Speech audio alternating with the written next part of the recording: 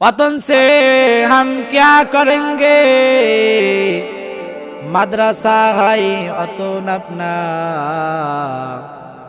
वतन से हम क्या करेंगे, मदरसा है वतन अपना।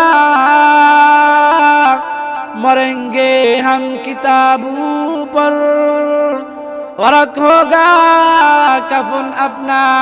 सुबहानाल्लाह। कौन কবি বলতেছেন, মাদ্রাসায় আমার বাড়ি, বাড়ি আমার দ্বিতীয় কোনো বাড়ি নাই।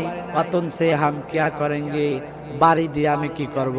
মাদ্রাসায় আমার বাড়ি, আর মাদ্রাসায় থেকে লেখাপড়া করতে করতে যদি আমি মৃত্যুবরণ করি, তাহলে মাদ্রাসার কিতাবের পৃষ্ঠা দিয়ে যেন আমার দাফন কাফন হয়ে যায়। জোরে পড়েন সুবহানাল্লাহ। এই হলো ওনাদের লেখাপড়ার অবস্থা। এটা অনেক দূরের কবির কথা বললাম। আসেন আমাদের ফরিদপুরের আল্লামা শামসুল হক ফরিদপুরি রহমাতুল্লাহ আলাইহি, ওনার নাম শুনছেন? ওনার ছাত্র জীবন বই পাওয়া যায়, কিনে দেখবেন।